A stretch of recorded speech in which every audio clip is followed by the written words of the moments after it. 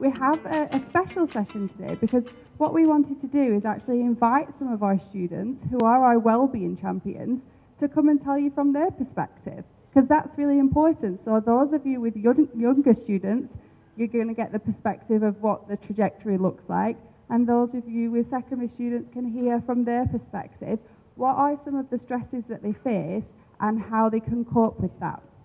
And then after the students have spoken and given you their perspective, we'll go through some specific strategies and techniques based on up-to-date research. Okay, girls, are you ready?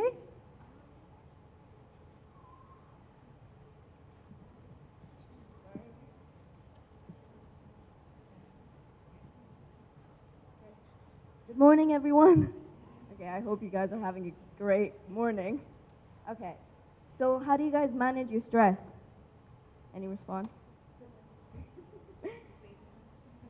That's a good one. Okay. Okay, what do you think about stress? Like, what's like the first thing that pops up in your mind when it comes to stress? That is true. Okay. Okay. So kids are stressful, and the biggest misconception in this generation, especially with parents, I'm sorry, but when parents say that kids are not supposed to be stressed, you're a kid, we're providing shelter, food. No, it can be more than just that. Kids are stressed with friends, family, school especially. School can be really stressful, you know. So it's like for kids, it's like a procrastinating goblin in their head, like banging them constantly, like, you have to do this, you have to do that. What if you don't do this? What if you did not get it right? Like, just like questioning them constantly about their stress. So, conflicts. So how can you help? Well, so how do you help your kids with stress? Okay, yeah. Talk. The biggest, I would say, in my opinion, and using my point of view, is that build a relationship with your kids. That is the most healthiest thing to do. And so they can build trust, and then you can also advise them on how to do this and how to do that and help them with tasks. And yeah, sure, I mean, sometimes kids are scared to talk to their parents about anything, like friends or like anything that they're having problems with, but they're just scared that you might go hard on them. But all I can say is just advise them, go easy on them, because now, like, tests, exams can be really, really stressful, even though it might be easy, but they, like, achieve to a greater level. Even though they didn't do their best, just praise them. For the love of God, just like praise them, because like with that, with that hope, or like with like words hurt more than actions. I think I've heard that before, and also meaningful. So just like praising them and giving words like, hey, you did your best, or like, don't worry, you're gonna get it next time. It's gonna really help them a lot, than rather saying like, oh, you have to do your best in this test, or you have to do best in every single thing, which is not gonna help them whatsoever. So all I can say is help them out, advise them, be like a friend to them, more like a parent, like yelling at them, banging their head, okay? So what do you think? How do you help your kids now? Any response? Okay, okay. So, yes.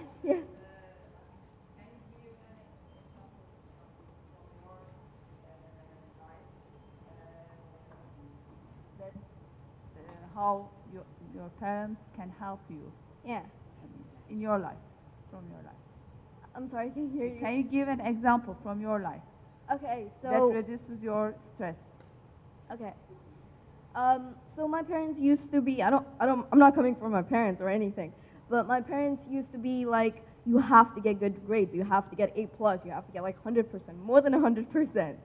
But now my mom came to a understanding that grades aren't everything. It's about the kid's mental health. Kids' mental health is the most important thing, or anybody's mental health really, because everything affects it. Like, if you have good mental health, you have a better life. But like, if you be hard on them, they're not gonna listen to you. They will never trust you. They will never ask you for advice whatsoever. So just like be there for them. Be like a best friend. So being like a best friend can like help you like, oh, my parents helped me did this. My parents are like really happy that I did this. Even though I didn't get much good, they still support me nonetheless. The other one is that do not force interest. Do not force interest. The biggest one that I've heard is that, as being an Indian, that you have to be a doctor, you have to be an engineer. No, if your kid wants to be a boxer, a fighter, artist, let them be, because it's what they're like. That's what they want to be. That's what they're achieving for. Forcing interest in them is not going to help them whatsoever. It just feels like they have more stress in them. So, yeah. Thank you. I'm so sorry. Just give me a second. Okay. I'm so sorry. I'm not done yet. So, engage in activities. Engage in activities. Be there for them. Have fun with them. Just make them happy, because happiness is everything, of course. Yeah. Okay. Thank you so much.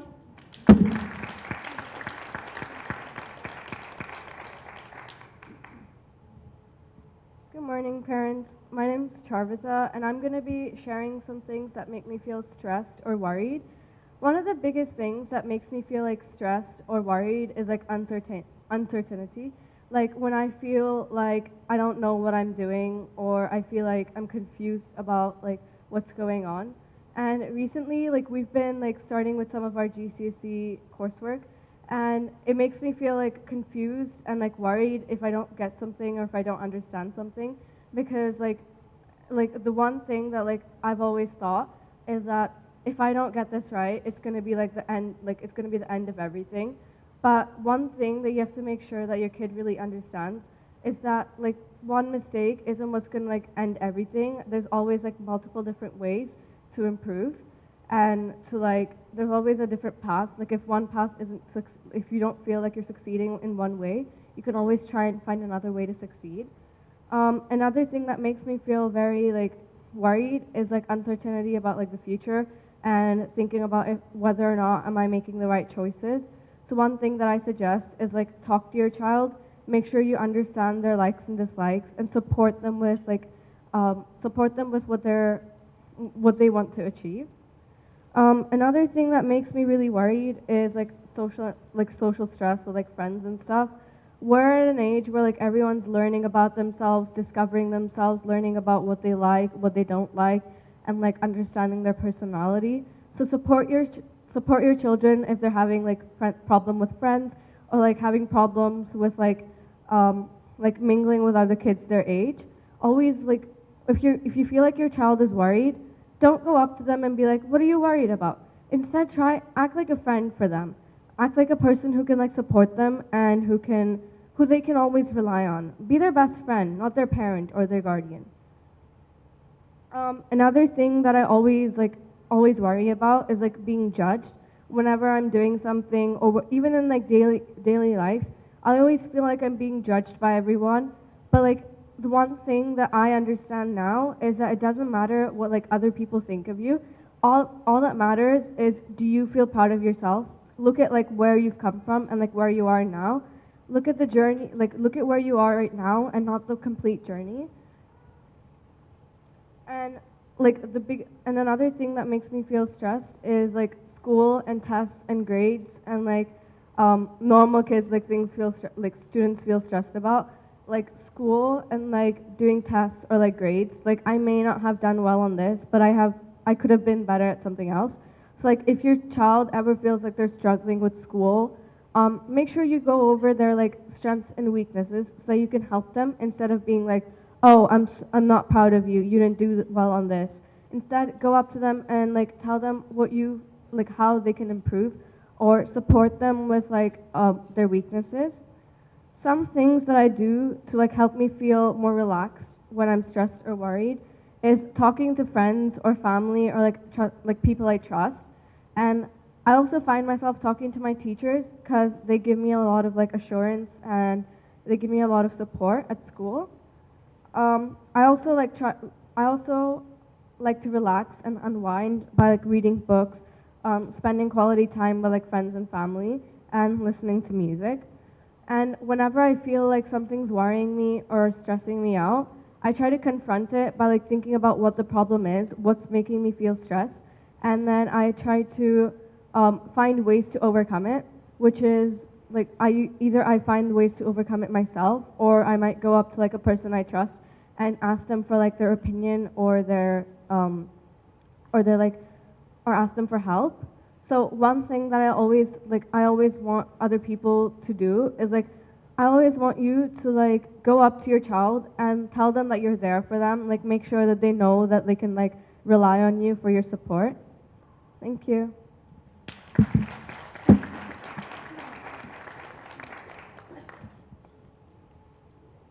Hi, I'm Sanvi, and today I'm going to talk about what gives me stress and how I cope with it.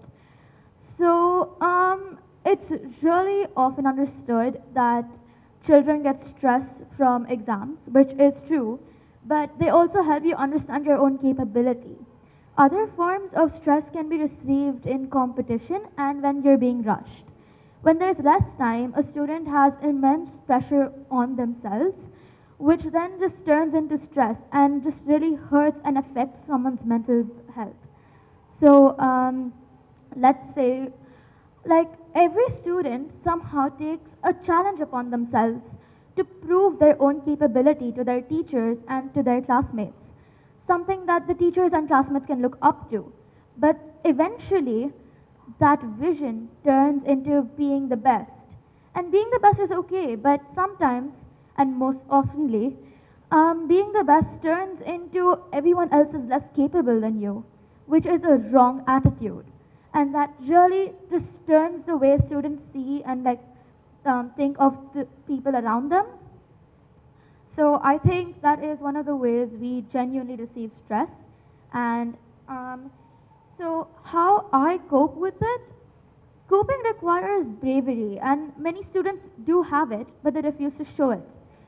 So coping is something that is not like, it's not permanent, and it's the process to the solution. So if I say taking my mind off of it, that's not coping. If I talk to my friends, then okay, sure, I'm taking my mind off of something, but that doesn't mean that I'm coping towards that stress or the solution of that stress. So basically, if I want to cope, I'll take professional help. I'll talk to my family. But if I talk to my family, I don't want my family members to come up to me and be like, oh my God, you're doing this, you're doing that. I think that another way we receive stress is when we're willing to do something, but then our parents force it on us. So it kind of like takes the will away from us to do it anymore, because now we're forced to do it, and now it's not that we want to do it. It's not our choice. So that's another way that we receive stress. Coping is, again, not permanent, but it can be. Coping is always there, and I think if you talk to your friends, maybe talk to your family, taking professional help, and those are, I think, 3 main ways you can really cope with stress. I have seen, and sometimes even I was like not comfortable talking with my teachers, but now I am. A lot of students take talking to your teachers as something like they would judge you, or you won't have that type of recognition or standard to where you were before. So I think we need to spread the idea that talking to your teachers is okay, and they're not going to judge you, they're not going to make an opinion on you, they're just going to help you. Thank you.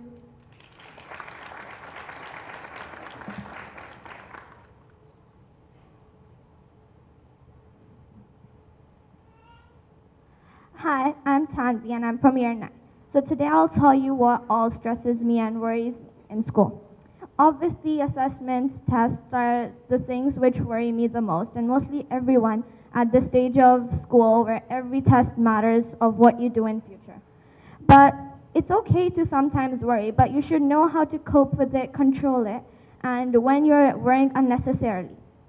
So what I do to cope with it is try, even though it's not the most permanent way, it's just to do something you like. So you get your mind off it. If you're feeling low, if you're not feeling very happy with your tests, or you're feeling very nervous, try to do something you like. maybe for like temporary time, you would get your mind off it, have some fun. What I also do is listen to music. It helps me relax, calm down, and talk to your friends, family, teachers if you need help, if you need like a way to cope with all of the tests, assessment, how to manage your time, revising for all of this. And then just have fun, because this time of your life is going to be the one where you make most of your memories and where you have the most fun in all your life. Thank you.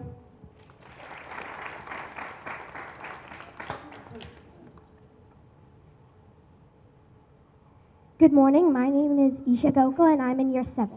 So what makes a child stressed and worried? Academic pressure can be a big part of a child being stressed and worried. However, schoolwork is not the only challenge kids face. Another big part comes from social side of things. How kids interact with other kids can be a good thing, but also can be a big problem for a child. Today, kids experience all kinds of issues around other kids, such as bullying, being left out, and being picked on.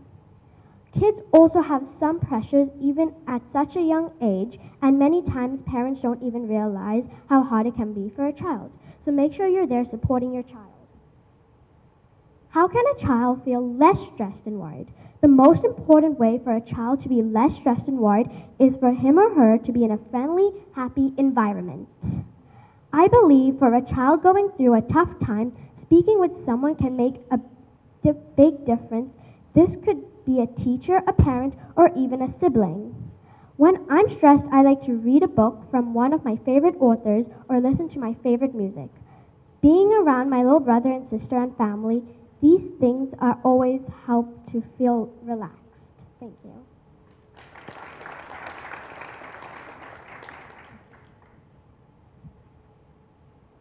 Hello parents, my name is Bianca and I'm from 9A.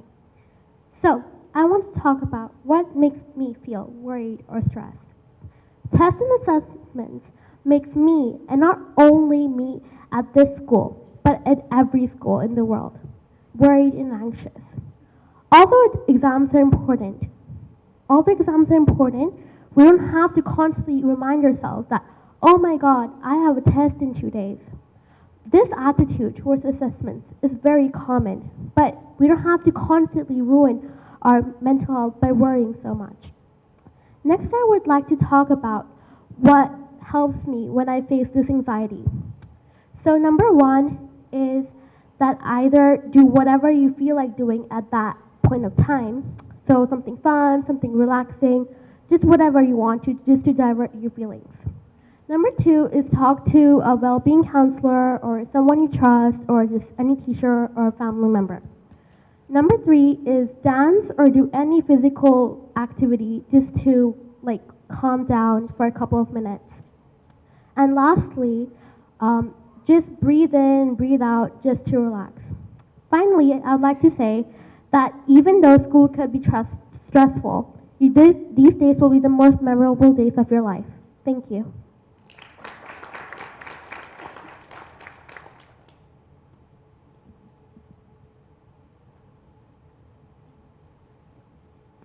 Hi, my name is Sarah and I'm in year 9. What makes me feel stressed and worried? As a secondary student, there are multiple things that can make you feel stressed. You have a lot of things to do and activities to juggle, and you need to find the right balance between school and home. In school, we have stress to do well on tests and get good grades so that we can do well in the future. Our grades affect the rest of our lives. What kind of college you will go to, what kind of job you will get, and will you succeed at life. The impact grades have and school have on our lives makes us feel stressed in itself. But we also have to manage outside of school classes, making achievements, and spending time with our friends and family. Although we have all of this stress, we need to learn how to cope with it, and we'll see that it's not really that bad. What helps me cope with stress? The ways for each student to cope with stress are different, but these are some of my ways. I like listening to music because it makes me feel calm. And these ways don't really avoid the problem, they just help me cope with it for the time being and then solve it later.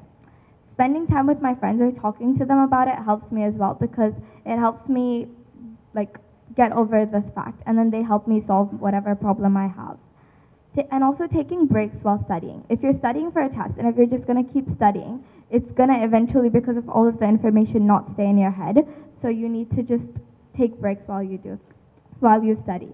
And also doing something that makes you happy, like reading, coloring, or any other hobby that you have that makes you feel happy really helps you. And I think as parents, the best way that you can help your children is to support them and their life choices and just be there for them no matter what. Sometimes if kids feel like they can't share something with you, just give them time and make them feel safe. Don't judge them or their opinions. Just provide them with support. Overall, even if we have stress, it's really not that bad when you learn how to cope with it, and school will really be like one of the best times of your life. Thank you.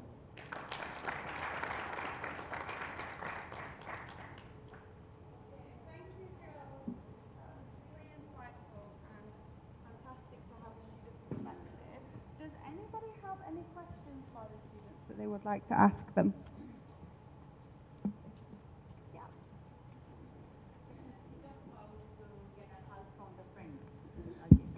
I just want to know how the friends will help and how to make friends. It's quite difficult for my son to make friends. He's too choosy, and sometimes the one he wants to be his friend, he's not willing to be his friend.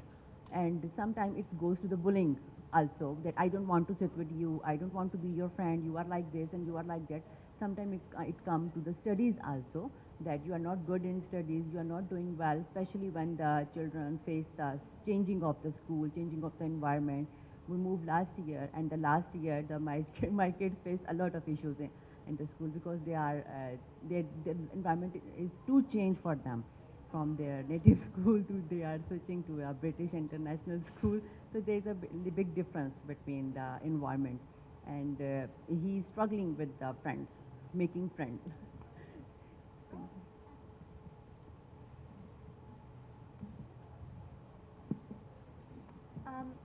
So first, for answering your first question, how do friends help? So it's like friends have these untraditional ways that even you wouldn't expect. They talk with you, they'd make jokes, and they'd do so many things that you would not expect, and it would just bring your mood up. Now, to make friends, that the example you just gave. So now you already know that the person he wanted to be friends with was not going to create a good environment for him. Making friends sometimes takes some time, and I'm pretty sure he'll find someone who is like him. So my best friends, these three, they guys talked to me on my first day here, and I just joined this year. So when I was here, Tanvi, she talked to me, and she introduced me to all these both, and now they guys are my best friends. So I think maybe a little bit of an introduction, an icebreaker, something that you would like, a little bit of talk, maybe that could do it. And there are a lot of students who just don't want to be each other's friends because of how they look or how they speak, and I don't think that's right. So you have to change the environment. I think the teachers and the students themselves need to make an environment that no matter where you're from, no matter how you look, no matter how you speak, you guys are just equal and just as capable as the other. And I think we need to promote kindness, not bullying. Any more questions? I really appreciate the sharing. Thank you so much. And my son is at year 5, and he starts to have this type of, some issues, same stressful issues. And I wanted him to be here and listen some advices from his older classes. So I recommend to make a meeting for also depends years. This type of thing for younger. What do you think, guys? Yeah? Sounds like a good idea. We could plan that. Absolutely. Yeah, it's good. It's great to have older role models to look up to. from their older Yeah, as well. Thank you. Okay, guys. Thank you so much. That was fantastic. Okay, we can go back up to class now. Well done. Okay, So we're going to go through some strategies, looking at aspects of managing emotions, cover some research, top tips. I'll whiz through some of the slides just so that we have time for question and answers at the end that you might have around specific issues or specific queries you have for your children. One of the first things really we want to touch upon, because we're covering self-esteem, this is on, self-esteem and managing emotions. So, I don't know, oh, sorry. What is it that we want for our children? So as parents, what do you want for your children? To be a good human being. Yeah. Happy. This is the most common answer. Yeah, absolutely. I mean, they're in the right school for good human being because we have our character strengths curriculum, which is, really focused on morality. And happy is probably the most common answer that we get from parents. And I think a really important thing to reflect upon in order to be happy, we have to experience and process more negative emotions, as we might describe them. We have to feel the pain, we have to feel the stress. You heard the students, they're under so much stress and so much pressure, and it just gets even more intense the older they get, and even beyond to working life, this stress is always there. So there's a factor of, yes, coping strategies are important, but recognizing and acknowledging the emotions we feel and not having a stigma attached to that is probably one of the most helpful things we can teach students in order to deal with stresses, because sometimes we try and avoid and we try and dismiss, which in some occasions might be appropriate, but on the whole, actually recognizing and validating is crucial. Right from FS up until adulthood, even we need that as adults. So you had the perspective of our wellbeing champions, but we also do lots of surveys in the school. We're always asking the children how they feel. We're always asking them from a data perspective that we collect, because we like to look at patterns across the school and think, okay, what do we need to add to the lesson structures and the lesson plans to address some of the things that we saw, obviously post-COVID, the children coming back to school. And a large proportion, say about 38% of students, report that they want more opportunities to talk about their feelings. And that's like right across the school. And we put lots of things in place for that, but it still keeps coming up. And I guess most of the day, most of the layout of their day is focused on lessons and learning. I think FS is geared more towards feelings and emotions, definitely in Key Stage 1, and then we sort of lose that as we get further up the school. So this is something that's a real focus area for us and continues to be. And we're also looking for answers from the students themselves as to, okay, how can we create these opportunities? Because when they're hitting the teenage age, they're not always comfortable talking about feelings in an open forum. And, there's some things that are private for them. So we have to find the balance of them having the opportunities, but having really positive relationships with their teachers is going to be the key thing there for them. Also, they spoke about having more tools to manage their emotions. So we asked them questions like, do you know what to do if you feel worried? Do you know what to do if you're stressed? Or do you know what anxiety is? Or do you know what to do if you're feeling anxious? And a lot of them said no. And it's surprising because we do explicitly teach those things in school, but there's something of them making that connection of when I feel this way, I can do this and it makes me feel better, that's not sort of quite getting there for all of our students. And then also a big one is learning to solve conflicts with their peers. So I think it's safe to say majority of students enjoy school because of the friends. It's the same as us, as adults in the workplace. The better relationships we have with our colleagues, the more we enjoy our job. And so this is something that students right across the school again need more support with. I say that they need more support with. It's when they have conflicts with their friend, it can just ruin their whole day. They might stop wanting to come into school. And, you know, as you raised, making friends is fundamentally important for them feeling happy and safe in school. So that's the perspective across the whole school. We do discuss this at a senior leader level and look at how we can continue to implement things in the curriculum as well to support these needs that we've identified. So the topic that I wanted to introduce you to is really a great passion of mine, called emotion coaching. And one of the reasons why I really like this approach is because there's been lots of research on it, and it's used in schools, it's used in families, in homes, and they have seen really positive effects on how to manage emotions where we use this strategy. It's nothing revolutionary, but it just helps us to be more mindful when responding to certain situations of how we can help children with emotions like anger and frustration, which a lot of you asked on the question forms.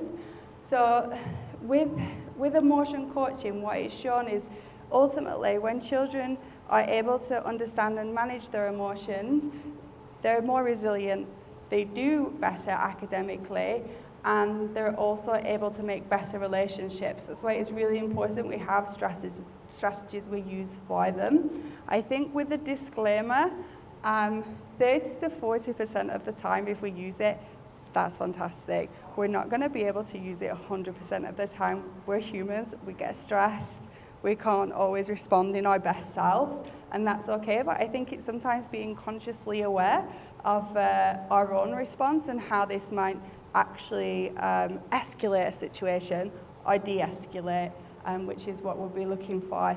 Because ultimately children are still learning how to manage their emotions, especially FS in primary school.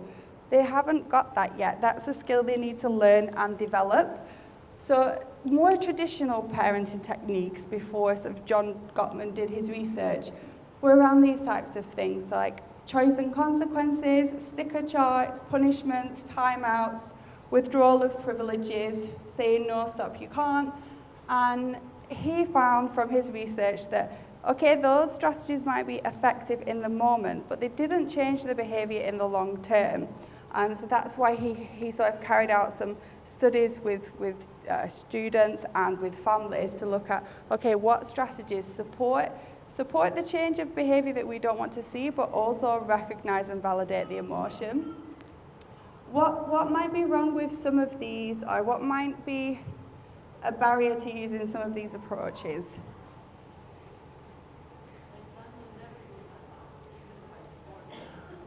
He was, sorry? We'll never do timeout.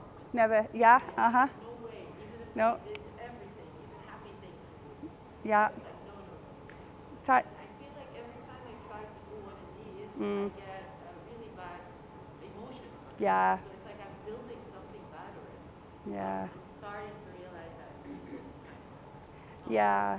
This is the thing, these strategies, it just sort of ruptures the relationship, and it can build up resentment and anger and frustration. And they are things that we were raised with, you know, but sort of as time's moving on, as research is moving on, and we understand more about the brain and neuroscience, we realize, okay, this isn't the be all and end all of responding to behavior, and there are ways that are more effective. So one of the things with timeout, as you mention it, because it was added to a lot of parenting courses in the UK, and they removed it because it was being misused in the sense that we would just jump straight to timeout with any behavior that, you know, we didn't want to see.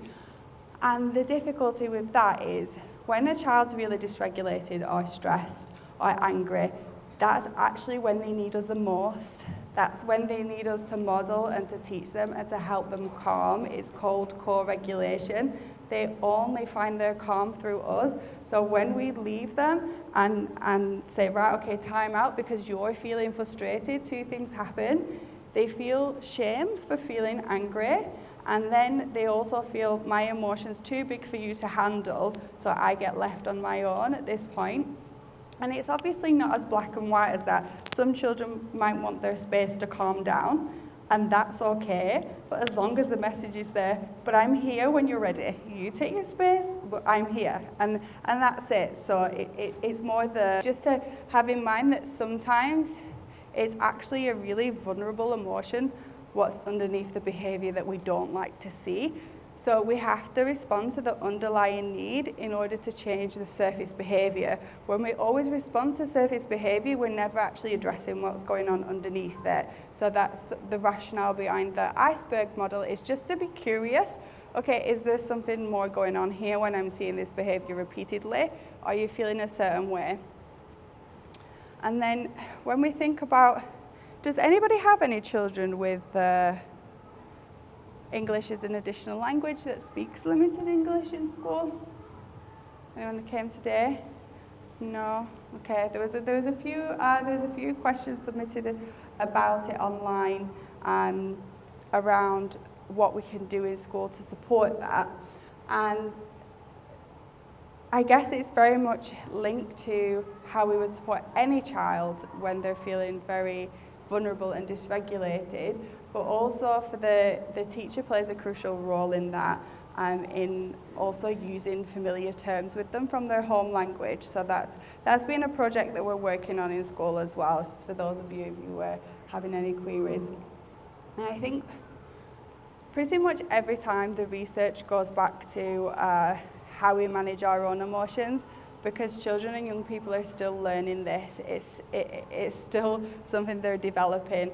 So we have to be role models in that aspect and teach them and show them and share those experiences.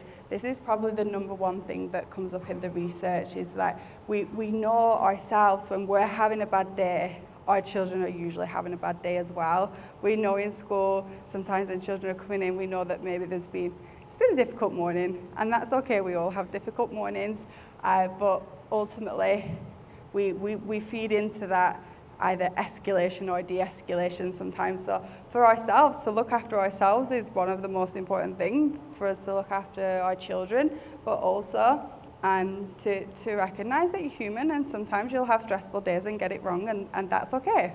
And sharing our mistakes with children is really important, because when you look at the way the students spoke today, a lot of them are perfectionists. A lot of them want to, really get everything perfect and everything right. And this is a problem for their anxiety and self-esteem. So when we share our own mistakes, we model to them that it's okay to make mistakes. And we also try and do the same in the classroom.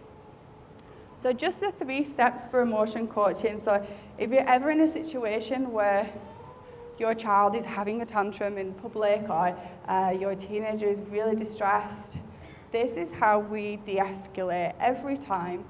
Firstly, recognize and label the way they're feeling. Really important for younger children. This is the first step for them being able to self-regulate. They have to be able to attach a label to what it is they're feeling. And so that's happiness as well as sadness and excitement. Recognize and label. Sometimes that's powerful enough. I've used it with students myself. If they've been hurt by another child, there's been some conflict, just recognizing and labeling their emotion can help them calm, because that's a form of empathy and attunement. And then empathize with children. So if it, for example, was an early years child, you know what? I would be annoyed if Jimmy took my toy as well. I understand that's annoying. However, we limit set. We can't snatch. We can't hit each other when we feel that way. What can we do next time? So if you see the boundaries there, the limit and the problem solve still comes in. But we can't do that until they're calm, and we can't do that until we've recognized the way that they're feeling, which ultimately has driven their behavior. So we had also some slides on managing self-esteem. These are some of the top factors for managing self-esteem, looking at the quality of relationships that they have. And I think we've pretty much covered that in the importance of relationships in school and with their peers. Dubai is a very transient place. So this is something our children have to face, losing friends, friends moving schools, and something we have to consider even from ourselves for our own network, that the quality of relationships is crucial to our mental health and well-being, but is something that can present as a challenge in Dubai when we form those relationships and people leave. Doing things that they enjoy and that they're good at. So if you have a student that is struggling with their self-esteem, I think they covered it pretty much in their talk as well, but following their interests, really, really important, following their interests. If they're good at something, we just need to give them more opportunities to shine in what they're good at, because sometimes we home in on what they're not good at and try and close the gap, which is fine, but the more they're doing things they're not good at, the more that it can impact them in the way they're feeling about themselves. So as long as, if they can have a think about how much are they doing things they enjoy, can they increase that? And setting goals for themselves. They do it in school, academic goals, but what goals are they setting at home? What goals are they setting for relationships that they want to develop with the friends? That's another important one. And also boosting positive emotions, which is linked to our positive psychology, positive education framework, is the research suggests that for every negative comment that we give out, we need 3 positive comments to counteract the effect that has on us. Because of course sometimes we need to criticize and we need to give authentic feedback. However, we should be mindful, how can we boost their positive emotions when we do that, or when they have had some bad news in school. So that's another thing for them to reflect on. How much are they doing things they enjoy and how much do they access things? Because sometimes I know we push students to challenge themselves, which is very important, but if it's something that they don't want to do as an extracurricular thing, it's better they do the same, the club with the same 3 topics that they love and enjoy, rather than different ones that they're not experiencing that fulfillment from. And here are some techniques when we think about actual coping strategies, both for young children and older teenagers, is if they're feeling particularly stressed, thinking about exam time, things that they have to do in school, they're having difficult relationship with their friends, then there's an approach called ACT, which thinks about 3 different elements we can use just to put ourselves into a calm state. We can even use this for ourselves, is something active. And in school we try to use brain breaks as much as we can, especially since the restrictions have been lifted. We have a lot more flexibility to be able to move around the school. And calming, mindfulness, breathing, journaling, these are all really good tools that we can use, and we also try to teach students in school. It's actually harder with secondary students. Sometimes they just don't want to journal, and that's okay. It's what suits them. And thinking, something about challenging their thinking, and are they experiencing a lot of negative thoughts? What is their self-talk? So exploring some of those things with them and challenging some of their self-talk that is very critical and very negative, and the 3-to-1 ratio. So does anyone have any questions about specific issues or things they wanted to share? So I've got a question about how do you encourage kids to try new things? Because we talk about encouraging kids to do things that they're good at. Yeah. But quite often, especially with our daughter, she doesn't want to try new things. So we want to figure out what she's good at. Yeah. So because that can feed into the self-esteem, because she's not going forth and trying it. Yeah. Well, I guess it depends on her specific characteristics, but if she had a friend involved, sometimes that's a pull factor for them. If it's a confidence thing of trying new things, doing it with familiar people or trusted friends is a good way to start an activity, because maybe the thought of going into a brand new situation with nobody she knows is daunting. But to bridge that gap, if there is a friend that she has that gives her that sense of safety, that would be one way we could. Go on. Sorry? You could just use the mics, everyone. Oh, sorry. Oh, turned it off. Sorry. Yeah, does anyone else have any suggestions on how we can help children to try new things, that when they're very, very hesitant of trying new things, so they don't actually know what it is that they're interested in? Anything that you found helpful? think we need to try first. We have to step up for our kids. As a parent, I suggest that we have to step first to do the new things so that they come back. Yeah. Sometimes they got scared that I can't do this. I am not able to do this, or maybe this is not good for me. Then if the parents step up, they do the new things, so they will. Last weekend, my husband wants to go on climbing, hiking, and my son also willing to go to join him. But he is afraid that I can't do that because he's not used to. He's not physically fit like that. My husband is, because he's used to it. But what we did, I allowed him to go. Whatever happened, we will see that.